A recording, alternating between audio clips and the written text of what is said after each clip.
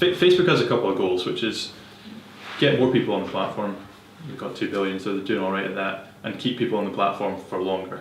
If you're creating content that is keeping people on the platform consuming your content, Facebook will show it to more people because it's what they want to achieve. Yeah, and they want to achieve it because those two things means more ad revenue. So if you're creating content that's good enough, people are paying attention to it, watching it, Facebook will increase your reach on that.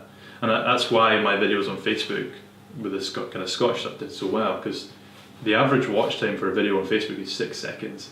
If you can get people watching on average 12, 15, 20, which they were, Facebook is like, there's a lot of attention on these, we're gonna shut them out. So create better content. If people aren't sharing or watching your content for long enough, it's not good enough. It might be amazing production value, but it's not what people want to see, obviously, or people would be sharing it and watching it, and Facebook would therefore share it with more people. So that's a side of things. The other side of things is it kind of isn't a pay-to-play platform as well.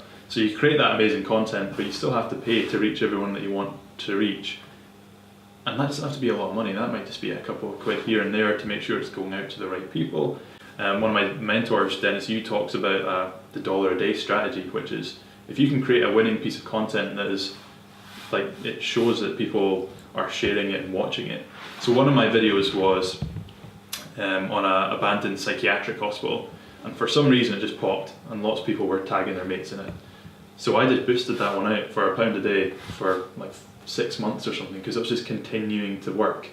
And so if you can create content, find the winners, promote those out to new people at small doses, and just ignore the content that doesn't do well.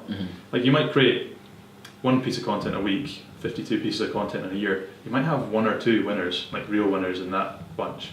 Just focus on paying to promote those ones, like adding fuel to the fire rather than trying to boost everything every week and therefore just wasting a ton of money. Because Facebook will tell you to boost everything. He'll say, your post isn't doing so well this week, boost it to reach more people. Ignore that and just focus on the winners.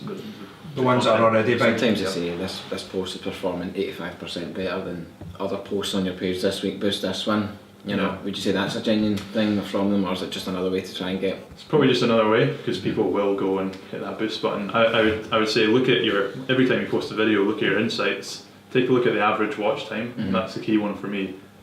Is it bigger than 6? 6 is the average. If you're getting like 10 plus, then I'd say it's performing well. And you can look at likes, comments, shares as well, and give you an understanding of if a video's got 10 times more likes or 10 times more views than normal, then that says that it's doing pretty well.